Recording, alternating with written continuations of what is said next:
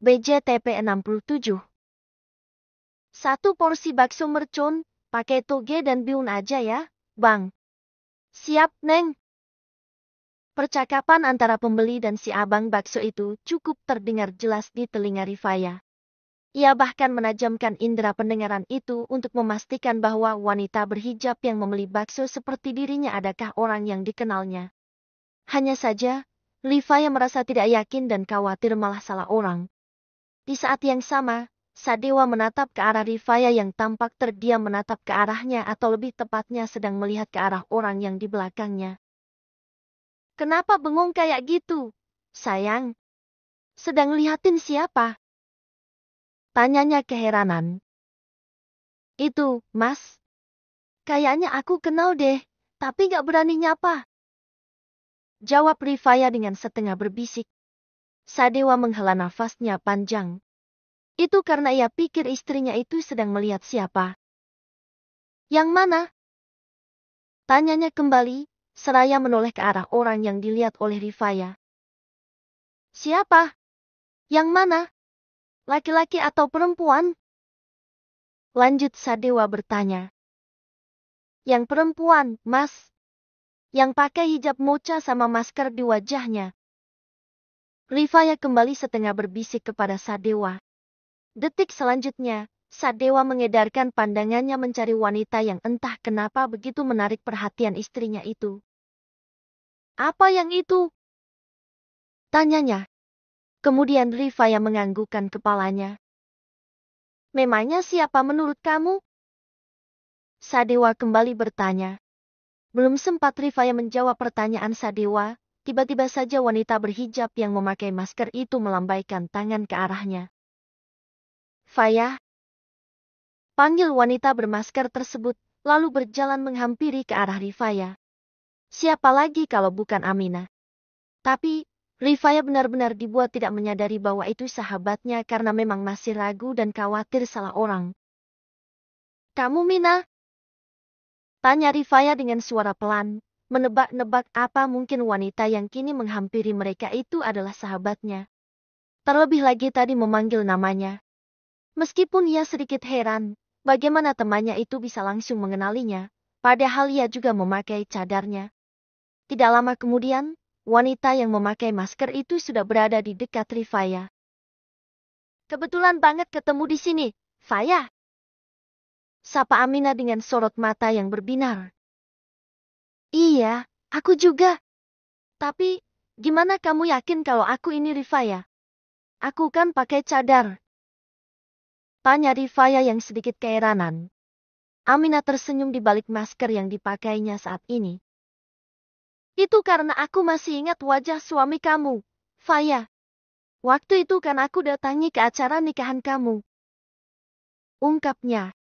Andai saja suaminya Rifaya tidak menoleh ke arahnya, mungkin ia sama sekali tidak mengetahui jika wanita bercadar yang ada di tempat itu adalah Rifaya.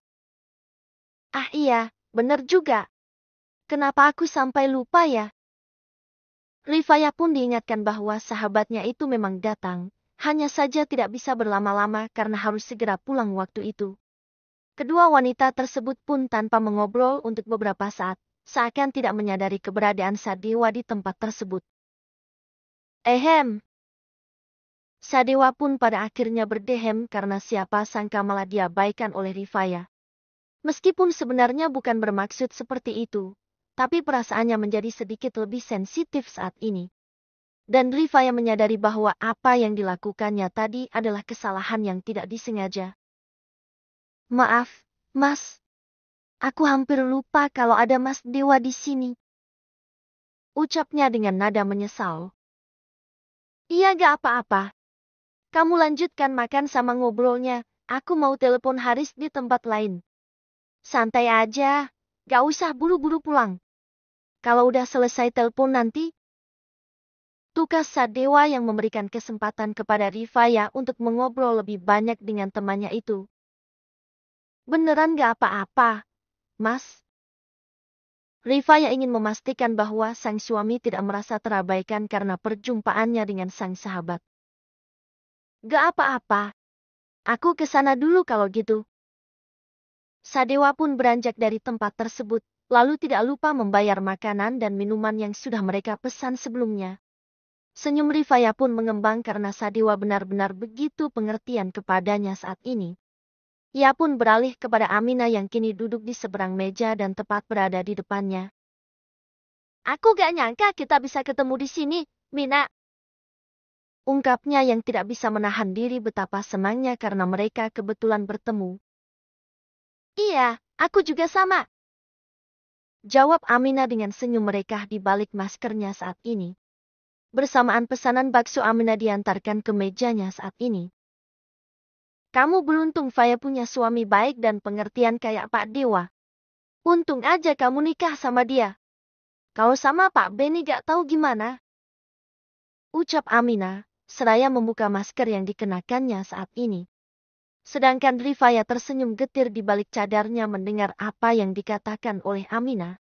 Itu karena siapa yang akan menyangka, jika sebelumnya Sadewa begitu dingin, kasar dan menyebalkan. Tapi, beruntungnya mau berubah dan menjadi sosok suami yang melebihi ekspektasinya selama ini. Alhamdulillah, Mina.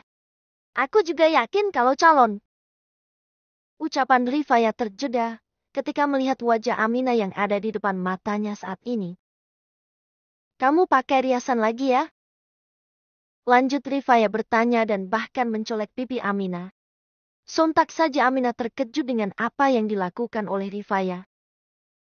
Ih, Faya, nanti riasannya rusak lagi.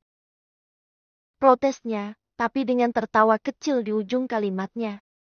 Sementara Rifaya untuk sesaat geleng-geleng kepala melihat bagaimana penampilan Aminah yang benar-benar seperti gadis tidak terawat. Padahal ia tahu betul bagaimana wajah asli Aminah. Orang pakai riasan itu buat nambah cantik, bukannya buat jelekin wajah, Mina. Ungkapnya, tapi detik selanjutnya ia pun teringat ketika apa yang dilakukannya di depan Sadewa dengan sengaja memasang tompel di wajahnya. Jika mengingat hal itu membuatnya ingin tertawa rasanya. Sementara Aminah untuk sesaat tersenyum, lalu menyantap makanan yang ada di depannya itu. Kamu tahu sendiri kan kenapa alasan aku seperti ini? Wajahku ini bisa merusak hidupku seperti Kak. Ucapan Aminah terjeda dan lidahnya terasa keluh, jika mengingat betapa hancur hidup kakak perempuannya karena mempunyai wajah bak bidadari, hingga harus meregang nyawa di kamarnya. Hal itulah yang membuat dirinya pindah sekolah ke kampung dan merubah penampilannya. Rifaya menghela nafasnya berat. Ia memang mendengar cerita itu langsung dari Aminah dan hal itu salah satu yang membuatnya memutuskan untuk memakai cadar. Kalau gitu tinggal pakai cadar aja, Mina. Kan tertutup juga. Ucapnya yang untuk kesekian kalinya membahas hal tersebut. Itu juga sama aja, Faya. Gak apa-apa, aku lebih baik kayak gini dan gak ada orang yang mau dekat-dekat sama aku. Ucap Aminah yang tampak begitu senang dengan pendiriannya. Ya, terserah kamu deh. Tapi, ngomong-ngomong, siapa sebenarnya calon suami kamu itu, Mina? Aku jadi penasaran. Rifaya membicarakan ke hal lain agar Aminah tidak terlalu bersedih. Oh itu, gimana ya? Aku lagi gak mau bahas dia dulu, Faya. Kita dijodohkan dan gak saling kenal satu sama lain sebenarnya. Aminah tampak enggan membicarakan calon suaminya tersebut. Rifaya pun tidak bisa memaksa Aminah untuk berbicara. Terlebih lagi rasa mual kembali menyerangnya saat ibu dan hal itu mengingatkannya apa yang dikatakan oleh Sadewa sebelumnya. Apa mungkin dirinya hamil? Karena sedang bersama Aminah, Rifaya menepis pikiran tentang dugaan bahwa dirinya hamil. Dan memilih melanjutkan obrolan mereka yang sudah lama tidak bertemu. Sementara itu di tempat lain, Giovan tampak melajukan kendaraan roda empatnya itu kembali ke tempat semula menurunkan Aminah. Namun, dengan tatapan kesal menatap ke arah samping kursi.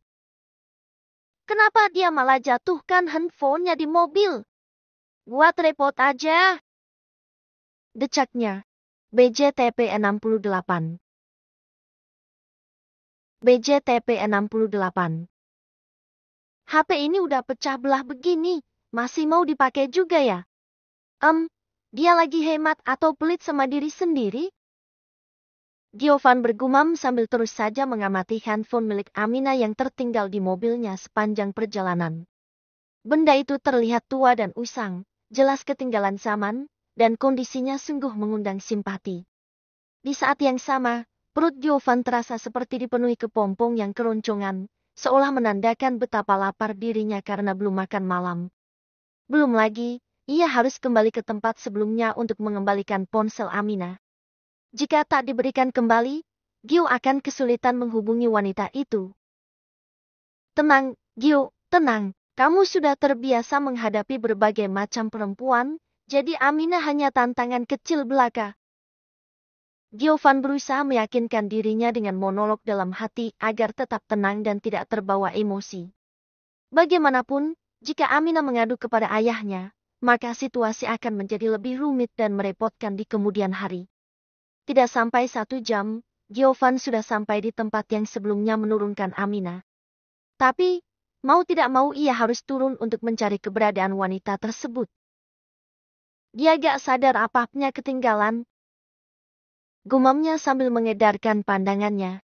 Namun, bukannya sosok Amina yang ditemukan Giovan di tempat tersebut.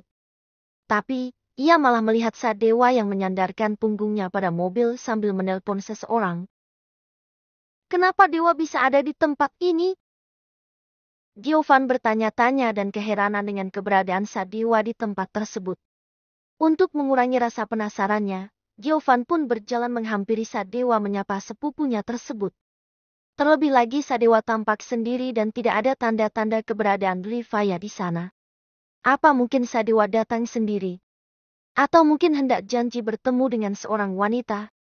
Senyuman tipis tercetak di wajah Giovan saat ini, seakan ia hendak memergoki Sadewa yang ternyata sama saja seperti dirinya, menurut dari kacamata dan tebakannya secara sepihak. Tumben sendirian di sini, Dewa. Giovan menghampiri dari arah samping dan menepuk pundak Sadewa dengan cukup kerasnya. Bersamaan Sadewa dibuat terkejut karena tiba-tiba pundaknya ditepuk dengan kerasnya. Terlebih lagi itu oleh Giovan yang membuatnya rasa terkejutnya bertambah 2 kali. Gio, ngapain di sini? Tanyanya dengan mengerutkan keningnya. Aku yang mau tanya, kamu kenapa bisa ada di sini? Jangan-jangan lagi cari sugar baby di sini? Tebak Giovan atau secara tidak langsung menuduh Sadewa dengan satu pihak. Sontak saja Sadewa melotot mendengar apa yang dimaksud oleh Giovan. Apanya yang sugar baby? Aku lagi nunggu Rifaya yang lagi makan sama temannya. Ungkapnya sambil mendelikan matanya. Oh, maaf. Aku kira kamu itu sendirian di sini. Tapi kenapa malah tunggu di sini dan bukannya makan bareng mereka? Apa temannya itu perempuan? Tanya Giovan yang dibuat penasaran. Ia bahkan lupa bahwa tujuannya ke tempat itu untuk mengembalikan ponselnya Amina. Sadewa menghela nafasnya panjang karena mulut Giovan terkadang tak ubahnya seperti seorang wanita. Ya iyalah perempuan, Gio. Gak mungkin kan aku biarkan dia makan dengan laki-laki, macam denganmu waktu itu. Ungkapnya dengan nada tegas. Selain itu ia teringat ketika Rifaya dan Giovan makan siang bersama. Hal itu mendadak membuatnya merasa kesal. Padahal kejadian itu sudah lama terjadi dan ia tahu Rifaya hanya turut makan untuk mengisi perutnya saja. Sementara Giovan malah terkekeh mendengar apa yang oleh Sadewa barusan. Jadi, ceritanya madu dendam ini. Ingat, kita itu saudara, Dewa.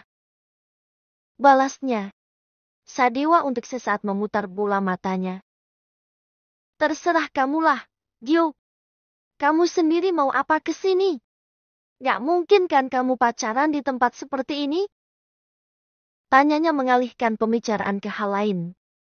Giovan langsung menggaruk kepalanya yang tidak gatal, sekaligus teringat bahwa niatnya datang ke tempat itu untuk mencari Amina. Adalah, aku lagi cari orang. Tapi, sebelum itu antar aku di mana Rifaya dan temannya itu makan.